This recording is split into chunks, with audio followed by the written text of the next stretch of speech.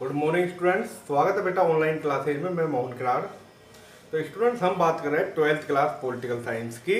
और 12th class political science में खंड ब में इकाई 4 का तीसरा लेसन चल रहा है हमारा। पॉलिटिकल साइंस क्लास 12th खंड ब में इकाई 4 का लेसन नंबर 3 चल रहा है, अर्थात भारत के पड़ोसी देशों के साथ संबंध। कौन सा लेसन चल रहा है बेटा? भारत के थर्ड लेसन चल रहा है।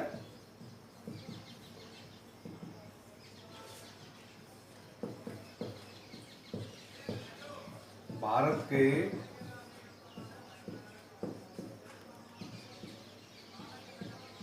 पड़ोसी देशों के साथ संबंध। तो स्टूडेंट देखिए, भारत के पड़ोसी देशों से जो संबंध है, तो भारत के हम पड़ोसी देशों की अगर बात करें तो भारत के पड़ोसी देशों में 8 देश आते हैं।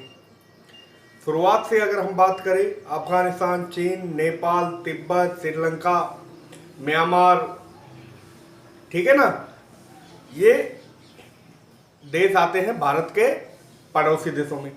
परंतु यहाँ हमें भारत के कुछ मुख्य पड़ोसी देशों के साथ संबंध, जिनके पहले संबंध मधुर रहे थे और बाद में तनाव की स्थिति उत्पन्न हो गई, उन देशों के साथ हमें क्या करना है बेटा? ये संबंध को पढ़ना है। तो देखिए, भारत के पड़ोसी देशों के साथ संबंध पाकिस्तान, नेपाल और चीन, इन 3 देशों के साथ हमें बेटा क्या करना है?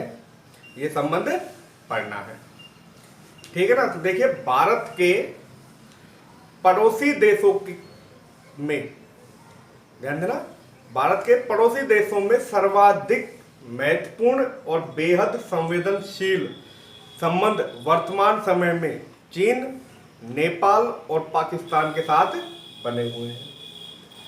देखिए कि भारत के पड़ोसी देशों में सर्वाधिक महत्वपूर्ण और बेहद संवेदनशील जो संबंध बने हुए हैं, वो पाकिस्तान, चीन और नेपाल के साथ बने हुए हैं। किन किन देशों के साथ बने हुए हैं बेटा? पाकिस्तान, चीन और नेपाल के साथ यह संबंध बने हुए हैं।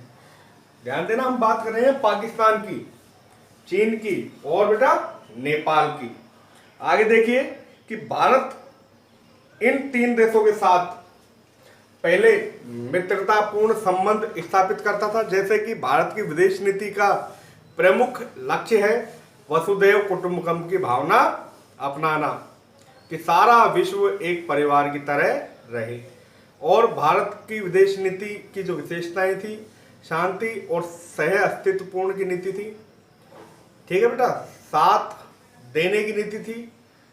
और अंत में जब भारत पे कोई देश आक्रमण कर देता है तो भारत भी चुप नहीं बैठता, ठीक है ना। तो हम ये भारत की विदेश नीति से संबंधित या भारत के पड़ोसी देशों से संबंधित कुछ अध्ययन यहाँ कर रहे हैं, तो आप लोग ध्यान से देखिएगा। तो जैसा कि भारत की विदेश नीति के बारे में हम बात करें, ध्यान देना कि भारत की विदेश नीति का मूल तत्व क्या है। तो भारत की विदेश नीति का मूल तत्व है पड़ोसी मुल्कों के साथ। विदेश नीति का मूल तत्व है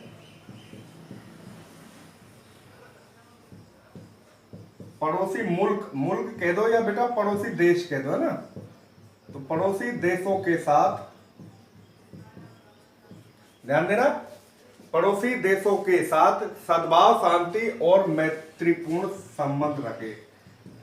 सद्भाव, शांतिपूर्ण और मैत्रीपूर्ण संबंध रखे, यही भारत की विदेश नीति का मूल लक्ष्य है। तो भारत की विदेश नीति का मूल लक्ष्य क्या होगा बेटा? कि भारत की विदेश नीति का मूल लक्ष्य होगा कि पड़ोसी मुल्कों के साथ शांति, सद्भावना और मैत्रीपूर्ण संबंध बनाए रखे, अर्थात रखे जाए। किंतु कहा जाता है कि मैत्रीपूर्ण संबंधों का निर्वहन करने के लिए, देखिए कहते हैं ना, एक हाथ से ताली नहीं बजती। तो कहा जाता है कि मैत्रीपूर्ण संबंधों का निर्वहन करने के लिए दोनों ही तरफ से हाथ आगे बढ़ने चाहिए, ठीक है ना। अर्थात दोनों पक्षों की परस्पर सहमति और सद इच्छा का होना आवश्यक है। तब जाके क्या हो सकता है बेटा, परस्पर मैत्रीपूर्ण और शांति और सौहार्द और सद्भाव के संबंध बने रह सकते हैं। अगर दोनों ही तरफ से दोनों ही पक्ष अपने अपने गिले शिकवे भूलकर आगे बढ़े और एक दूसरे के साथ मैत्रीपूर्ण संबंध बनाए, तभी यह दोनों देश क्या हो सकते हैं बेटा, दोनों देशों के दोनों पक्षों के संबंध मैत्रीपूर्ण रह सकते हैं। इस दृष्टि से देखिए, शांति सद्भावना और मैत्रीपूर्ण संबंधों की दृष्टि से, इस दृष्टि से भारत अपने पड़ोसियों के साथ सौहार्दपूर्ण संबंधों का हिमायती तो अवश्य है। तो भारत क्या है, अपने पड़ोसी मुल्कों का हिमायती है, हिमायती तो अवश्य है, किंतु अपनी सीमाओं में घुसपैठ अतिक्रमण, देखिए क्या होता है कि भारत कहते हैं ना, आगे से चलकर किसी देश के साथ वैमनस्य उत्पन्न नहीं करता, परंतु ये क्या करते हैं कि भारत अपने पड़ोसियों के साथ सौहार्दपूर्ण संबंध बनाए रखते हैं, किंतु अपनी सीमाओं में घुसपैठ अतिक्रमण और देश के अंदरूनी मामलों में हस्तक्षेप की कीमत पर भारत चुप नहीं बैठ सकता। ठीक है ना, कहते हैं ना कि पंडित जवाहरलाल नेहरू ने उस समय विदेश नीति का जब सूत्रपात हुआ था, कहा था कि आगे से हम किसी दूसरे देश के साथ ज्यादती नहीं करेंगे और हमारे ऊपर अगर ज्यादती होगी तो बेटा हम चुप नहीं बैठेंगे। ये पंडित जवाहरलाल नेहरू ने कहा था। और कहा था कि जब भारत की सीमाओं में घुसपैठ अतिक्रमण और अंदरूनी मामलों में अगर हस्तक्षेप की कीमत दूसरा देश हमारे साथ करेगा तो हम चुप नहीं बैठ सकते। इसलिए जब कभी पड़ोसी देश, ध्यान देना, इसलिए जब कभी पड़ोसी देश अपनी हद पार करते हैं, हद पार करने से मतलब कि वो भारत में क्या करते हैं बेटा, जबरन घुसपैठ करते हैं, तो जब कभी पड़ोसी देश अपनी हदें पार करते हैं तो भारत को अपनी ओर से क्या देना पड़ता है, प्रत्युत्तर देना पड़ता है। कि जब कभी पड़ोसी देश अपनी हद पार करते हैं तो भारत को क्या करना पड़ता है बेटा, एक प्रत्युत्तर देना पड़ता है। आगे देखिए, प्रत्युत्तर कैसे देना पड़ता है, मैं आपको ये बताता हूं बुक के माध्यम से। देखिएगा कि स्वतंत्रता के तुरंत बाद, प्रत्युत्तर कब दिया गया, स्वतंत्रता के तुरंत बाद। तो देखिए हुआ क्या था बेटा, बात करें 1962 की भारत चीन युद्ध समय की, तो चीन ने क्या किया, भारत की सीमा में अचानक से घुसपैठ कर दिया। अचानक से जब घुसपैठ कर दिया तो भारत को पता ही नहीं था कि हम चीन के साथ युद्ध करने वाले हैं, भारत तैयार नहीं था सैन्य शक्ति के साथ, और चीन ने क्या किया बेटा, भारत में घुसपैठ कर दिया, भारत के कुछ हिस्से पर अपना कब्जा जमा लिया। ठीक है ना, और अशांतिपूर्ण तरीके से वहां पर चीन ने क्या किया, अपना कब्जा जमा लिया। तो देखिए किताब के माध्यम से मैं बताता हूं आपको कि स्वतंत्रता के तुरंत बाद यद्यपि भारत के चीन और नेपाल से परस्पर संबंध सामान्य और मैत्रीपूर्ण ही थे, लेकिन बाद में चीन द्वारा आकस्मिक रूप से भारतीय सीमाओं में घुसपैठ, तो चीन ने भारतीय सीमा में घुसपैठ कब किया था, 1962 में। तो ध्यान देना, चीन ने भारतीय सीमा में घुसपैठ, बॉर्डर में घुसपैठ, तो यह घटना बेटा कब हुई थी, 1962 में। कब हुई थी स्टूडेंट्स, 1962 में। और इसी समय भारत चीन युद्ध हुआ था। कौन सा युद्ध हुआ था, भारत चीन युद्ध हुआ था। कब हुआ था, 1962 में। ध्यान रह जाएगा। आगे देखिए, और यही अतिक्रमण दोनों देशों के बीच बाहरी कड़वाहट का कारण बना और 1962 में भारत चीन युद्ध हुआ था। कौन सा युद्ध हुआ था बेटा, और दोनों देशों के बीच बाहरी कड़वाहट का कारण बन गया।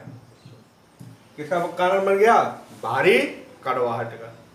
ठीक है ना, कि दोनों देशों के बीच युद्ध हो गया और यह युद्ध दोनों देशों के बीच बेटा क्या बन गया, भारी कड़वाहट बन गया। कौन कौन सा, भारत चीन। तो ये जो संबंध पहले मैत्रीपूर्ण थे उनमें खटास उत्पन्न हुई कि चीन ने क्या किया, भारतीय सीमा में घुसपैठ कर दिया। और जब भारतीय सीमा में घुसपैठ कर दिया तो भारत को भी क्या करना पड़ा कि जब कहते हैं ना पड़ोसी देश अपनी हदें पार कर देते हैं तो भारत देश को भी प्रत्युत्तर देना पड़ता है। आगे देखिए, नेपाल की बात करें तो नेपाल में वहां के राजा वीरेंद्र वीर विक्रम शाह की सपरिवार हत्या के बाद उपजे हालात थोड़े सुधरे अवश्य, लेकिन अब भी पूर्ण रूपेण ठीक नहीं कहे जा सकते। कभी भारत का हिस्सा रहे पड़ोसी मुल्क, तो भारत का हिस्सा कौन सा रहा? पड़ोसी मुल्क। पड़ोसी मुल्क कौन है? पाकिस्तान। ठीक है ना। तो देखिए जो पाकिस्तान है ये कभी भारत का हिस्सा रहा था, विभाजन के बाद भारत और पाकिस्तान दोनों अलग अलग हो गए। तो कभी भारत का हिस्सा रहा पाकिस्तान भी भारत के साथ नई नई पेचीदगियां उभरता रहता है। ठीक है ना। तो चीन, नेपाल के राजा वीर विक्रम शाह के सपरिवार हत्या के बाद हालात उपजे लेकिन वो कंट्रोल नहीं हो सके। उसके बाद पाकिस्तान, तो पाकिस्तान की अगर हम बात करें तो 14 अगस्त 1947 को विभाजन के बाद पाकिस्तान का बेटा एक जन्म हुआ था। जन्म से मतलब है कि 14 अगस्त 1947 को पाकिस्तान अस्तित्व में आया था। ठीक है, जैसे 15 अगस्त 1947 को भारत का स्वतंत्रता दिवस मनाया जाता है, वैसे ही 14 अगस्त 1947 किसका मनाया जाता है? पाकिस्तान का। कभी भारत का हिस्सा रहे पड़ोसी मुल्क पाकिस्तान के साथ संबंध सच्चे अर्थों में कभी भी महत्वपूर्ण नहीं रहे। पाकिस्तान ने 14 अगस्त 1947 को अपने गठन के बाद, तो पाकिस्तान का गठन कब हुआ था? पाक का गठन ध्यान देना 14 अगस्त 1947 को, और भारत का 15 अगस्त 1947। और हाल ही में कौन सा स्वतंत्रता दिवस मनाया गया है? हाल ही में 74वां इंडिपेंडेंस डे या स्वतंत्रता दिवस मनाया गया है। कहां पर? भारत में। कहां पर मनाया गया है? भारत में। हाल ही में, आज 17 अगस्त है, हम बात करें 15 अगस्त की, तो हाल ही में 15 अगस्त को कौन सा स्वतंत्रता दिवस मनाया गया था? 74वां स्वतंत्रता दिवस मनाया गया था। क्योंकि ये भारत और पाकिस्तान पहले एक ही हिस्सा था, एक ही भूभाग था। विभाजन के बाद द्विराष्ट्र सिद्धांत को अपनाया, जैसे मोहम्मद अली जिन्ना ने, पंडित जवाहरलाल नेहरू ने, और 1947 में एक देश के दो टुकड़े हो गए। विभाजन माउंटबेटन योजना के आधार पर यह विभाजन हुआ था। ठीक है, आगे देखिए कि पड़ोसी देशों के साथ सदियों पुरानी मैत्री भी सीमा विवाद और सैनिक टकराव के कारण उलझ रही है। कि पड़ोसी देशों के साथ जो बहुत पुरानी जो दोस्ती है वो क्यों टकराव में बदल रही है? बेटा सीमा विवाद के कारण। किसके कारण? सीमा विवाद के कारण। ठीक है ना। ये कुछ इंपॉर्टेंट फैक्ट्स थे। अब आगे हम 3 देशों के साथ जो हमारे संबंध है वो पढ़ेंगे। तो सबसे पहले हम जो पढ़ने जा रहे हैं वो भारत पाकिस्तान संबंध पढ़ेंगे। कौन सा संबंध पढ़ेंगे? भारत पाकिस्तान संबंध। तो बेटा ध्यान दीजिएगा, सबसे पहले भारत पाक संबंध। तो भारत और पाकिस्तान एक ही भूभाग था। 1905 बंगाल का विभाजन, 1906 में मुस्लिम लीग की स्थापना। ठीक है ना। और मुस्लिम लीग की स्थापना के बाद ही बेटा आगे देखिए 1940 में द्विराष्ट्र सिद्धांत अपनाया गया था, और मोहम्मद अली जिन्ना ने, ठीक है ना, क्या किया? मोहम्मद अली जिन्ना ने द्विराष्ट्र सिद्धांत अपना लिया और एक भूभाग के विभाजन के आधार पर 2 टुकड़े कर दिए गए। ठीक है, हिंदू बाहुल्य क्षेत्र हिंदुस्तान हो गया और मुस्लिम बाहुल्य क्षेत्र पाकिस्तान हो गया। यह दोनों बंटवारे से पहले एक ही भूभाग था, एक ही देश था। और जो कहते हैं ना एक परिवार की तरह, उस समय बेटा बंटवारा हुआ था, और बंटवारा भी प्रत्येक वस्तु चीज का हुआ था उस समय। और एक ही परिवार के 2 टुकड़े हो गए जिन्हें भारत पाकिस्तान के नाम से जाना जाता है। अब हमारा जो संबंध होगा वो भारत पाक संबंध होगा। भारत पाक, पाक से मतलब पाकिस्तान। ठीक है ना, इंडियन एंड पाकिस्तान रिलेशनशिप, ये हमें पढ़ना है। तो देखिए बात करें हम भारत पाक संबंधों की, किनकी बात करेंगे? भारत पाक संबंधों की। तो एशिया महाद्वीप में कौन से महाद्वीप की बात कर रहे हैं हम? एशिया महाद्वीप की।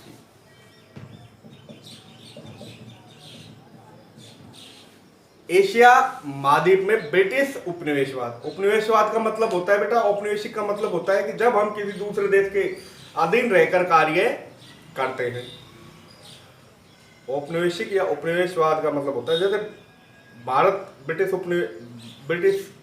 लोगों के अधीन था, ठीक है ना।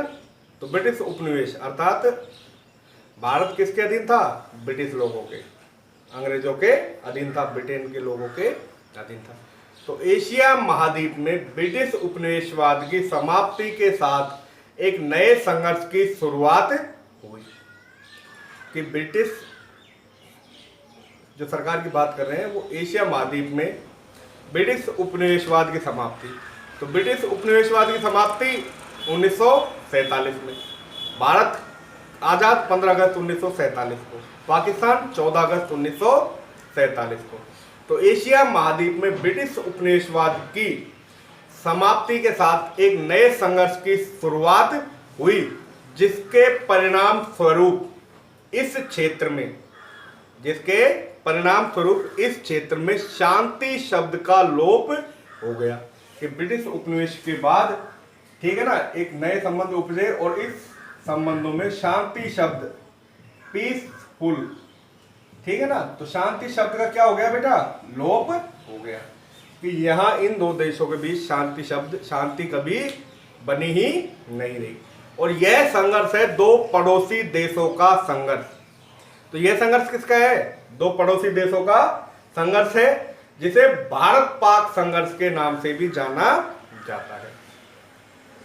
तो ये जो संघर्ष हो रहा है ब्रिटिश उपनिवेशवाद के बाद, तो यह संघर्ष दो देशों में हो रहा है। और यह दो देश कौन कौन से हैं? भारत और पाकिस्तान। और इन दोनों देशों के संघर्ष आज तक भी समाप्त नहीं हुए। बहुत सारी बैठकें हो चुकी हैं और साथ ही साथ कई युद्ध भी छिड़ चुके हैं। तो देखिए कि यह संघर्ष दो पड़ोसी देशों का संघर्ष है, जिसे भारत पाक युद्ध के नाम से जाना जाता है, भारत पाक संघर्ष के नाम से जाना जाता है। और इन दोनों देशों के संघर्ष में शांति शब्द का क्या हो गया स्टूडेंट्स? लोप हो गया। आगे देखिए विभाजन।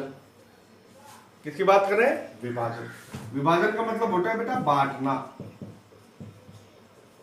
टुकड़े करना। तो यहां दो टुकड़े हो गए एक भूभाग के, और दो टुकड़े किस किस के हो गए? भारत और पाकिस्तान के, ठीक है ना। तो ध्यान देना, विभाजन की घटना ने दो समुदायों के बीच घृणा, अविश्वास और वैमनस्य को उजागर कर दिया है। ध्यान देना बेटा कि विभाजन की घटना के बाद दो समुदायों के बीच घृणा, अविश्वास और वैमनस्य को क्या कर दिया है? उजागर कर दिया है। और पाकिस्तान ने अपने जन्म के समय से ही, तो पाकिस्तान के जन्म की अगर हम बात करें तो पाकिस्तान का जो जन्म हुआ था 14 अगस्त 1947 को, क्योंकि इससे पहले तो पाकिस्तान किसके अधीन रहकर कार्य करता था? भारत के अधीन रहकर कार्य करता था। एक ही भूभाग था, कोई बंटवारा नहीं था। तो पाकिस्तान ने अपने जन्म से ही समस्याएं अत्यधिक उलझा दी है और इस महाद्वीप में स्थायी रूप से संघर्ष का क्या हो गया बेटा? सूत्रपात हो गया। कौन से महाद्वीप में? एशिया महाद्वीप में। और एशिया महाद्वीप में ही इन दोनों देशों का वर्चस्व स्थापित है। कौन कौन से देशों का? भारत और पाकिस्तान का। फिर भारत पाक संबंधों को प्रभावित करने वाली कुछ समस्याएं हैं कि भारत पाक संबंधों को प्रभावित करने वाली कुछ समस्याएं हैं। उन समस्याओं की अगर हम बात करें कि भारत और पाकिस्तान के बीच कौन कौन सी समस्याएं उत्पन्न हुई हैं, तो बेटा सबसे पहली जो समस्या उत्पन्न हुई थी वो हुई थी विभाजन से उत्पन्न होने वाली समस्याएं। कि विभाजन के समय लोगों को स्वतंत्र छोड़ दिया गया था और कहा गया था कि आप अपनी मर्जी से भारत या पाकिस्तान में से कहीं भी रह सकते हैं, ठीक है ना। दूसरा था कि भारतीय विरोध नीति, ठीक है ना, कि पाकिस्तान के लोगों ने क्या किया? भारत का विरोध किया। भारतीय विरोध नीति एक धार्मिक युद्ध का क्या कर दिया बेटा? आगाज कर दिया। और उस धार्मिक युद्ध को यहाँ किस नाम से जाना जाता था? जिहाद के नाम से जाना जाता। देखिए मैं समस्याएं बता रहा हूं कि भारत पाक संबंधों को प्रभावित करने वाली समस्याएं। पहली समस्या है विभाजन से उत्पन्न होने वाली समस्याएं। दूसरी समस्या है कि भारत विरोध नीति अर्थात जिहाद, जिसे धार्मिक युद्ध भी कहा जाता है। जिहाद पाकिस्तानी लोग अपनाते हैं और ये क्या करते हैं, दूसरा जो मुल्क है, जो उनका शत्रु मुल्क है, शत्रु देश है, उसके लोगों को अपना दुश्मन समझते हैं और एक नीति अपनाते हैं जिसे जिहाद कहा जाता है और कहते हैं कि जब तक दुश्मन को नहीं मार देंगे हमें जन्नत हासिल नहीं होगी। यह इनका मूल लक्ष्य होता है। ठीक है ना। आतंकवाद को खुला समर्थन देना, किसके विहाप पर, जिहाद के विहाप पर। पाकिस्तान की सीटों सेंटों, तीसरा पॉइंट है पाकिस्तान की सीटों और सेंटों की सदस्यता तथा भारत की घेराबंदी और चीन अमेरिका के साथ भारत विरोधी समूह बनाना। क्या करना बेटा, भारत विरोधी समूह बनाना। उसी के साथ आजादी के साथ ही भारत और पाकिस्तान में सैन्य तनाव को दर्शाने वाले भी कुछ तथ्य सामने आए थे कि आजादी के साथ ही भारत और पाकिस्तान में सैन्य तनाव को दर्शाने वाले कुछ तथ्य सामने आए थे। ये थे कि भारत और पाकिस्तान अपने विकास कार्य पर सकल घरेलू उत्पाद का क्रमशः 6.2% और 3.8% व्यय करता है। कि भारत अपने विकास कार्यों पर कितना खर्च करता है बेटा, जीडीपी का, भारत करता है 6.8 और पाकिस्तान 3.2। ध्यान देना कि भारत अपने विकास कार्यों पर 6.8% खर्च करता है देश के सकल घरेलू उत्पाद का, जीडीपी का, और पाकिस्तान अपने देश के विकास कार्यों पर सकल घरेलू उत्पाद का 3.8% खर्च करता है। आगे देखिए भारत और पाकिस्तान अपनी सैन्य तैयारियों पर, यह तो विकास कार्यों पर खर्च था। देखिए विकास कार्यों पर जैसे हम बात करें भारत और पाकिस्तान, तो भारत करता है 6.2% और पाकिस्तान करता है 3.8%। फिर ये तो विकास कार्यों पर हो गया। फिर आता है बेटा सैन्य तैयारियों पर। तो देखिए सैन्य तैयारियों पर कि भारत तो मात्र 2.9% व्यय करता है। कितना करता है, 2.9%, और पाकिस्तान करता है 4.7% खर्च अपने देश की सकल घरेलू उत्पाद का। ठीक है ना।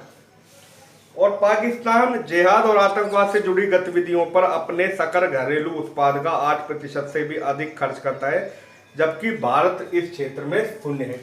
जिहाद पर पाकिस्तान कितने प्रतिशत खर्च करता है, 8। भारत में जिहाद नामक शब्द का कोई इस्तेमाल नहीं किया गया है। भारत में ऐसे धार्मिक युद्ध नहीं किए जाते हैं स्टूडेंट। ठीक है ना। पाकिस्तान ये जिहाद अपनाता है, अर्थात दुश्मन को मारना। आगे है बेटा विभाजन से उत्पन्न होने वाली समस्याएं। ठीक है ना, ध्यान देना। आगे जो पॉइंट आता है वो आएगा आपके विभाजन से उत्पन्न होने वाली समस्याएं। देखिए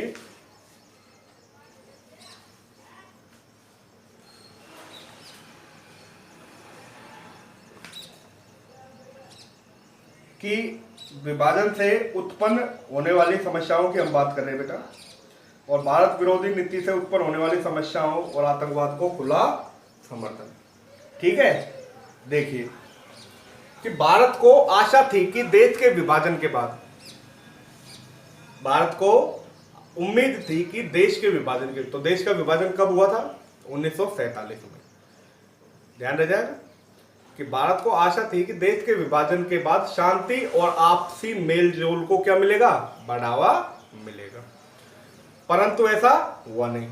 और दोनों देशों में शांति और सद्भावना और सहयोग के वातावरण से आर्थिक विकास के लंबे और कठिन कार्य क्या हो जाएंगे बेटा, आरंभ हो जाएंगे। आशा थी कि जैसे ही विभाजन होगा, बड़ा देश हो गया और बड़े देश के 2 हिस्से हो जाएंगे, विभाजन के बाद 2 टुकड़ों में बट गया भारत और पाकिस्तान में, तो दोनों देश क्या करेंगे, आपस में मेल जोल के साथ रहेंगे, परंतु ऐसा नहीं होगा क्योंकि पाकिस्तान ने अपने जन्म के साथ ही कुछ समस्याएं पैदा कर दी थी।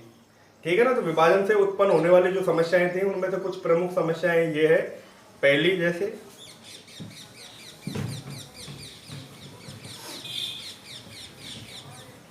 तो देखिए स्टूडेंट्स, विभाजन से जो ध्यान देना कि विभाजन से उत्पन्न होने वाली समस्याएं हैं। समस्याओं में प्रमुख समस्याएं इस प्रकार है। पहली है हैदराबाद विवाद। विभाजन से उत्पन्न होने वाली समस्याएं,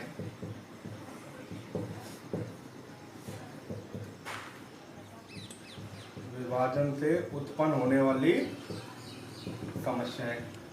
पहली जो समस्या है वो है हैदराबाद विवाद, ठीक है बेटा। दूसरी है जूनागढ़ विवाद। तीसरी जो समस्या है बेटा वो है कश्मीर विवाद, ठीक है। और भी बहुत सारी समस्याएं हैं, पर प्रमुख हैदराबाद, जूनागढ़ और कश्मीर हमको याद रखना है। चौथी जो समस्या है ऋण की अदायगी का प्रश्न। पांचवी समस्या है नहरी पानी विवाद। छठी है शरणार्थियों की समस्याएं, ठीक है ना। तो देखिए लिख देता हूं मैं आपको, ऋण की अदायगी का प्रश्न।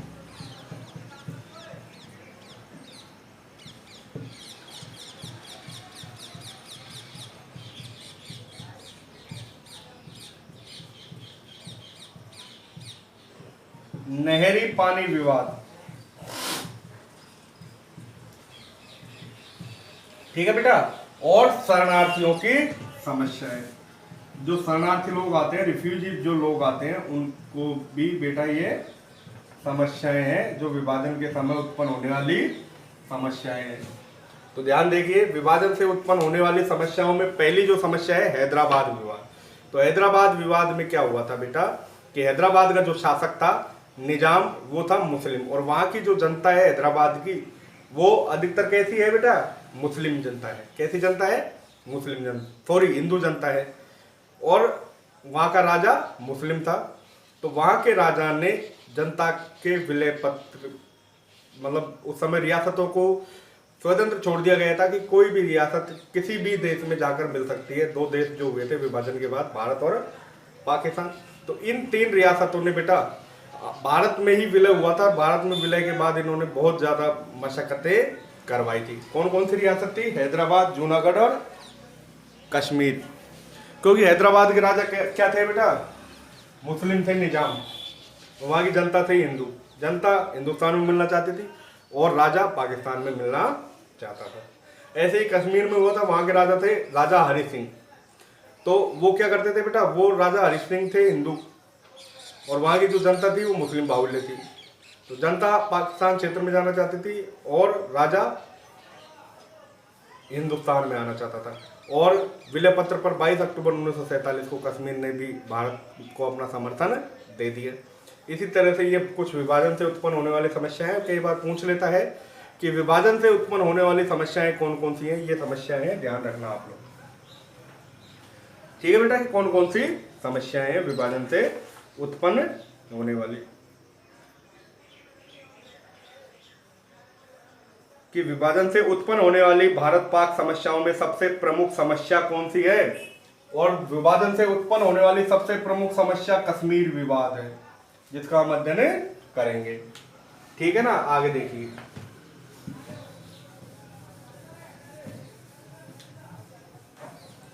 विभाजन से उत्पन्न होने वाली समस्याओं में हम किसका अध्ययन करेंगे, कश्मीर विवाद। देखिए स्टूडेंट्स, कश्मीर को एक विशेष राज्य का दर्जा दिया गया था, ठीक है ना। अभी आपके कुछ किताबों में यही लिखा हुआ है कि कश्मीर को विशेष राज्य का दर्जा दिया गया था।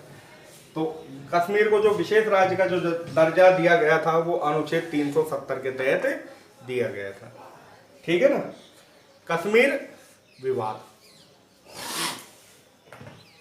देखिए बेटा,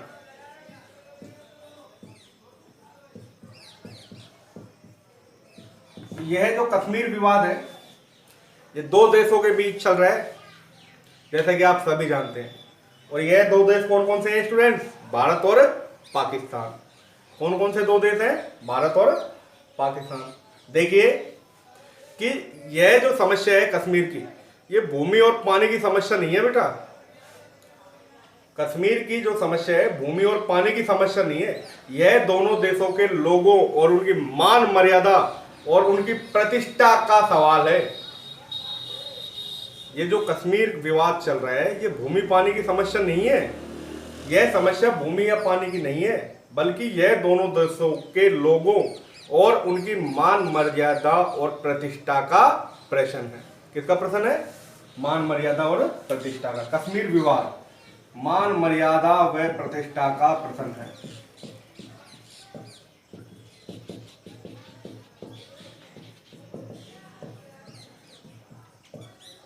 देखिए बेटा कि कश्मीर की हम बात करें कि भारत पाकिस्तान के मध्य अन्य सभी समस्याओं में ज्वलंत और स्थायी समस्या कौन सी है? कश्मीर समस्या। कि भारत और पाकिस्तान के मध्य अन्य सभी समस्याओं में सबसे ज्वलंत और स्थायी समस्या है कौन सी है बेटा? कश्मीर की समस्या। दोनों देशों के बीच यह एक ऐसी ज्वालामुखी की तरह है जो समय समय पर लावा उगलती रहती है। तो दोनों देशों के बीच, भारत और पाकिस्तान के बीच यह समस्या कौन सी समस्या? कश्मीर विवाद किसकी तरह है? ज्वालामुखी की तरह है। और यह समय समय पर क्या करती रहती है बेटा? लावा उगलती रहती है। कौन सी समस्या? कश्मीर समस्या। अलाप माइकल के शब्दों में कि कश्मीर समस्या अनिवार्यतः भूमि या पानी की समस्या नहीं है, यह दोनों देशों के लोगों और प्रतिष्ठा का प्रश्न है। आइए देखिए 1 जनवरी 1948, तो उससे पहले छोटी सी डिटेल बता देता हूं मैं आप लोगों को बेटा। जो 1 जनवरी 1948 जो शब्द आया है, इससे पहले छोटी सी डिटेल है जो किताब के माध्यम से मैं आप लोगों को बता रहा हूं, तो ध्यान दीजिएगा कि कश्मीर की समस्या भारत और पाकिस्तान के बीच सबसे उलझी हुई समस्या है। कि कश्मीर की समस्या भारत और पाकिस्तान के बीच सबसे उलझी हुई समस्या है। स्वतंत्रता के बाद जहां और भारत और पाकिस्तान की स्वतंत्रता के बाद जहां भारत और पाकिस्तान दो नए देश बने। क्या बन गए बेटा? 2 नए देश बन गए और रियासतों को क्या किया गया? स्वतंत्र छोड़ दिया गया। और वही देशी रियासतों को एक प्रकार से स्वतंत्र हो गई। 560 से ज्यादा रियासतें थी, 565 के समथिंग जो रियासतें थी उनको स्वतंत्र छोड़ दिया गया था और कहा गया था कि आप अपनी मर्जी से किसी भी देश में विलय कर सकते हैं। और ब्रिटिश सरकार ने घोषणा कर दी थी कि देशी रियासतें अपनी इच्छा अनुसार भारत अथवा पाकिस्तान में जा सकेंगी। तो यह घोषणा भी किसने की थी? ब्रिटिश सरकार ने। कि ब्रिटिश सरकार ने कहा था कि जब विभाजन के बाद 2 देश हो जाएंगे एक ही भूभाग के, भारत और पाकिस्तान, और ब्रिटिश सरकार ने कहा था कि वो रियासतें जो देशी रियासतें हैं वो भी अपनी इच्छा अनुसार किसी भी देश में क्या कर सकेंगी बेटा? शामिल हो सकेंगी। अधिकांश रियासतें भारत अथवा पाकिस्तान में मिल गई और उनकी कोई समस्या उत्पन्न नहीं हुई। भारत के लिए हैदराबाद और जूनागढ़ ने अवश्य समस्या उत्पन्न कर दी, परंतु वह भी शीघ्र हल कर ली गई। कश्मीर की स्थिति कुछ विशेष प्रकार की थी। भारत की उत्तर पश्चिमी सीमा पर स्थित यह राज्य भारत और पाकिस्तान दोनों को जोड़ता है। यहाँ की जनसंख्या का बहुसंख्यक भाग मुस्लिम धर्मी था। कहाँ की? कश्मीर की। परंतु वहाँ का आनुवंशिक राजा क्या था? एक हिंदू था। कश्मीर विवाद चल रहा है तो यहाँ की जो जनता थी कैसी थी बेटा? मुस्लिम धर्मी थी कश्मीर की। और यहाँ का जो राजा था वो हिंदू था। और राजा का नाम क्या था? राजा हरि सिंह। ध्यान रखना बेटा, इंपॉर्टेंट है, कई बार पूछा जाता है। ठीक है ना? कश्मीर समस्या की हम बात कर रहे हैं। यहाँ की जनसंख्या का बहुसंख्यक भाग मुस्लिम धर्म था, परंतु वहां का आनुवंशिक शासक एक हिंदू राजा था। ठीक है, आगे देखिए। अगस्त 1947 में कश्मीर के शासक ने अपने निर्णय विलय के विषय में कोई तत्कालीन निर्णय नहीं किया और पाकिस्तान ने अपने साथ मिलाना चाहता था। और बेटा 22 अक्टूबर 1947 को कबायलियों के भेष में पाकिस्तानियों ने क्या किया? अपने सैनिक भेज दिए कश्मीर में। किसके भेष में? कबायलियों के भेष में। और 26 अक्टूबर 1947 को राजा हरि सिंह ने क्या किया? अब भारत के विलय पत्र पर हस्ताक्षर कर दिया। ठीक है। और 1 जनवरी 1948 को भारत सरकार ने सुरक्षा परिषद में कश्मीर पर पाकिस्तान के आक्रमण की शिकायत की। भारत सरकार ने किस पर? सुरक्षा परिषद में। किसके आक्रमण की शिकायत की? पाकिस्तान के आक्रमण की। पाकिस्तान ने कहाँ आक्रमण कर दिया? कश्मीर में। सुरक्षा परिषद ने इस समस्या का समाधान करने के लिए सुरक्षा परिषद के 5 सदस्यीय देशों को भेजा था मौका मुआवना करने के लिए, ठीक है ना। और जो 5 सदस्य थे वो थे चेकोस्लोवाकिया, अर्जेंटीना, अमेरिका, कोलंबिया और बेल्जियम, ठीक है। इन सदस्यों को नियुक्त कर मौका मुआयना स्थिति करने के लिए भेजा गया था। फिर उसके बाद पाकिस्तान अपनी सेनाएं कश्मीर से हटाए। ये कुछ आधार प्रस्तुत किए गए थे कि पाकिस्तान अपनी सेना को कहां से हटा लेगा, कश्मीर से हटाए तथा कबायलियों व घुसपैठियों को भी वहां से हटाए। परंतु पाकिस्तान क्या था बेटा, पाकिस्तान मानता नहीं था। सुरक्षा परिषद की बात को भी पाकिस्तान ने नहीं माना और उन्होंने क्या किया, कुछ कबायलियों को कश्मीर में प्रवेश करवा दिया और वहां पर हमले करवा दिए। इस विलय के बाद, इस विलय को करने के लिए राजा हरि सिंह ने कोई देरी नहीं की और 26 अक्टूबर 1947 को देश को आज़ाद होने के बाद राजा हरि सिंह ने भारत में विलय कर दिया, ठीक है बेटा। फिर आते हैं संयुक्त राष्ट्र संघ के आयोग के कार्य कि संयुक्त राष्ट्र आयोग ने 13 अगस्त 1948 को दोनों पक्षों से युद्ध बंद करने और समझौता करने हेतु निम्न आधार प्रस्तुत किए कि पाकिस्तान अपनी सेनाएं तथा कबायलियों को कश्मीर से हटाए, सेनाओं द्वारा खाली किए गए प्रदेश का शासन प्रबंध स्थानीय अधिकारी करे। 1 जनवरी 1949 को युद्ध विराम के लिए सहमत हो गए और कश्मीर के विलय का अंतिम निर्णय जनमत संग्रह से किया जाना था, लेकिन पाकिस्तान ने अपनी दोनों शर्तें पूरी नहीं की और जनमत संग्रह नहीं हो सका और अधिकतम कश्मीर को या अधिकृत कश्मीर को पाकिस्तान ने, ध्यान देना, जो अधिकृत कश्मीर है जिस पर पाकिस्तान अपना क्या किया हुआ है, कब्जा किया गया, अधिकृत कश्मीर, इसको इन्होंने आजाद कश्मीर के नाम से पुकारा। किसके नाम से पुकारा बेटा, आजाद कश्मीर के नाम से पुकारा, जिसको कई बार पीओके कहा जाता है, पाक ऑब्जर्वेशन कश्मीर। क्या कहा जाता है, पाक ऑब्जर्वेशन कश्मीर या पाक अधिकृत कश्मीर। तो ये जो मुद्दा चल रहा है ना, देखा होगा आपने, कश्मीर हमारा है, कश्मीर हमारा है। यह कश्मीर भारतीय भूभाग का हिस्सा था, परंतु पाकिस्तान के लोगों ने यहाँ जबरन कब्जा कर लिया और कुछ हिस्से के लिए वो लोग लड़ते रहते हैं, क्योंकि वो लोग कश्मीर को क्या मानते हैं बेटा, जन्नत मानते हैं। वो ही नहीं, पूरी दुनिया कश्मीर को जन्नत मानती है। और कश्मीर को पाकिस्तान ने किसके नाम से पुकारा, आजाद कश्मीर के नाम से पुकारा था। और भारत और पाकिस्तान के बीच स्थायी हो गया कौन सा विवाद, कश्मीर विवाद। तो भारत और पाकिस्तान के बीच जो लड़ाई चल रही है वो मुख्य विवाद कौन सा है, कश्मीर विवाद है। भारत और पाकिस्तान के बीच और कोई लड़ाई नहीं है, यही कश्मीर विवाद भारत और पाकिस्तान के बीच चल रहा है। स्वतंत्रता के समय भारत की आबादी लगभग 34 करोड़ थी।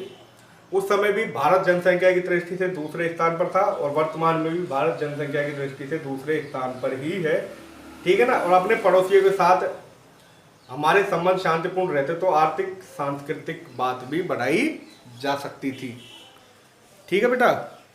परंतु इस बात के लिए पाकिस्तान कभी भी तैयार नहीं था कि वह शांतिपूर्ण तरीकों से क्या करे, बात करे। भारत चाहता था कि पाकिस्तान शांतिपूर्ण तरीके से बात करने, कई जगह मीटिंग वगैरह भी करवाई, परंतु पाकिस्तान फिर भी अपनी हरकतों से बाज नहीं आया। आगे देखिए कि स्वतंत्रता के समय भारत की आबादी लगभग 34 करोड़ थी और आज भी दुनिया की दूसरी आबादी वाला देश है भारत। अपने पड़ोसियों के साथ यदि हमारे संबंध शांतिपूर्ण रहते तो आर्थिक व सांस्कृतिक सहयोग की बात बढ़ाई जा सकती थी, मगर पाकिस्तान इस बात के लिए कतई तैयार नहीं था और पाकिस्तान यह मानने को तैयार नहीं था कि कश्मीर घाटी की बहुसंख्यक मुसलमान आबादी भारत के साथ शेख अब्दुल्ला के बताए जनतांत्रिक धर्मनिरपेक्ष मार्ग पर चलने की इच्छुक थी।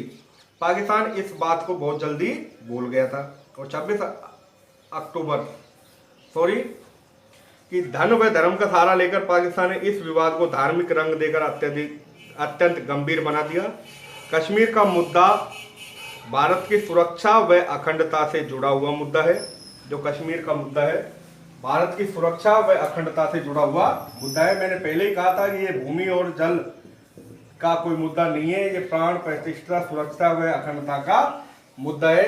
और 22 अक्टूबर 1947 को कबायलियों के बेस में कश्मीर में प्रवेश करवा दिया आतंकवादियों को और जिहाद रूपी नारे लगाए गए थे। 26 अक्टूबर 1947 को क्या किया गया था स्टूडेंट्स? 26 अक्टूबर 1947 को कश्मीर के राजा हरि सिंह ने भारत में क्या कर दिया? अपना विलय कर दिया। ठीक है ना, विलय पत्र पर हस्ताक्षरित कर दिए।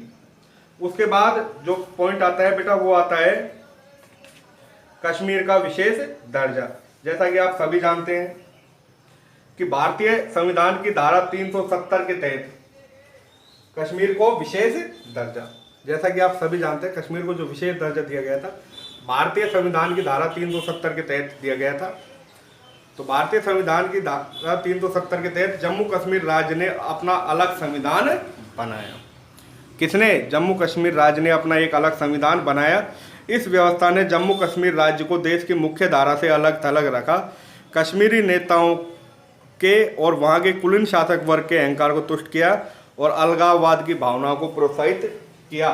और हमारे भारतीय प्रधानमंत्री नरेंद्र दास दामोदर मोदी ने यह धारा 370 को हटाकर कश्मीर को भारत का ही अंग बना दिया, जो कि एक अभिन्न अंग कहा जाता था, जिसका अपना एक अलग संविधान था, अलग राष्ट्र था। ठीक है ना। और यह धारा को क्या कर दिया गया? कश्मीर को जो विशेष दर्जा दिया गया था 370 के तहत, इसको समाप्त कर दिया गया है। आगे नेक्स्ट वीडियो में जो टॉपिक है हमारा कि 1965 का भारत पाक युद्ध और ताशकंद समझौता, जो अयूब खान और लाल बहादुर शास्त्री के बीच हुआ था, ये नेक्स्ट वीडियो में पढ़ेंगे।